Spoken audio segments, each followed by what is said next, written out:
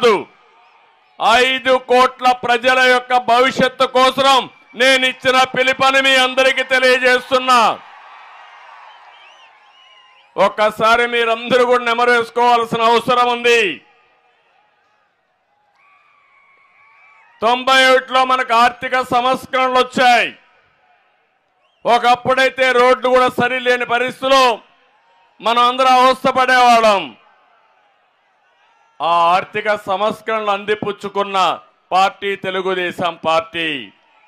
ఈరోజు మీరందరూ ఉన్నారు, సెల్ ఫోన్లు వాడి నా మీటింగ్లన్నీ రికార్డ్ చేసి లైవ్ పెట్టి మీ ఇంటికి చూపించుకుంటున్నారు. ఆ టెలికమ్యూనికేషన్ కూడా నాంది పలికిన పార్టీ తెలుగుదేశం పార్టీ. టెక్నాలజీ అంటే ఏ విధంగా ఉండాలో ఐటీకి ప్రాముఖ్యత ఇచ్చి ఈరోజు ప్రపంచం అంతా కూడా తెలుగువారు బ్రహ్మాండంగా రాణిస్తున్నారంటే అది ముందు చూపుతో తీసుకున్న నిర్ణయం అని చెప్పి నేను మీకు తెలియజేస్తున్నా. ఇంకో పక్కన యువత ఉన్నారు. మీకు అవకాశాలు ఇస్తే, మిమ్మల్ని సరిగా నడిపిస్తే ప్రపంచంలోనే అగ్రజాతిగా తెలుగు జాతిని తయారు చేసే సామర్థ్యం మా తమ్ముళ్లకు ఉంది.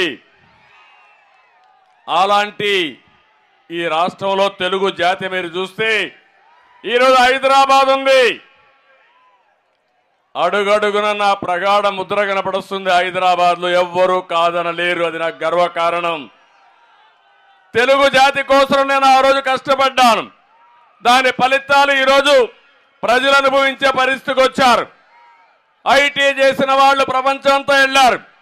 ఇటీవల నాకు కష్టం వస్తే 80-90 దేశాల్లో నాకు సంఘీభావాన్ని తెలియజేశారంటే అది ఈరోజు తెలుగువాడి సత్తా ప్రపంచం మొత్తం.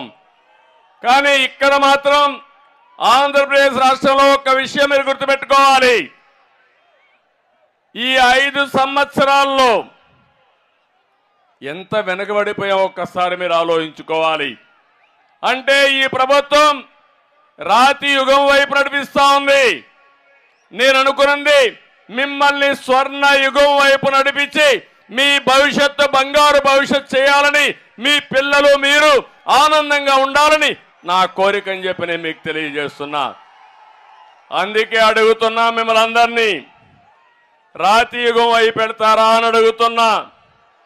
స్వర్ణ యుగం కోసం నాతో నడుస్తారా? నడుస్తామంటే గట్టిగా చప్పట్లు కొట్టి హర్షాన్ని, ఆమోదాన్ని తెలియజేయండి. నేను ఎందుకు ఈ మాట చెప్తున్నానంటే ఈ రాష్ట్రంలో అడుగడుగున అన్యాయం, అడుగడుగున దౌర్జన్యాలు. ఈరోజు మనకు నిన్నే జనవరి 1వ తారీఖు చేసుకున్నాం. నూతన సంవత్సరానికి స్వాగతం పలికాం. ఈ నూతన సంవత్సరంలో స్వర్ణ యుగం కోసం నేను సంకల్పం చేశా. నాకు ఏ మాత్రం మనం లేదు. రాబోయే భవిష్యత్తు ప్రపంచం మొత్తం తెలుగు జాతిదే. అదే స్వర్ణ యుగం అని చెప్పి కూడా నేను మీకు తెలియజేస్తున్నా. అదే మరి సంక్రాంతి వస్తా ఉంది. తొందరలోనే ఇంక 4 రోజుల్లో మీ అందరికీ సంక్రాంతి శుభాకాంక్షలు కూడా తెలియజేస్తున్నా. మనకు ఒక గొప్ప వారసత్వం ఉంది.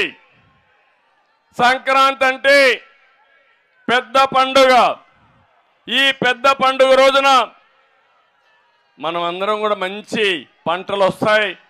కొత్త పంటలు, పిండి వంటలు ఇవన్నీ చేసుకుని కుటుంబ సభ్యులు ఎక్కడున్నా గ్రామానికి వచ్చి ఆనందంగా గడిపే సందర్భం ఇది.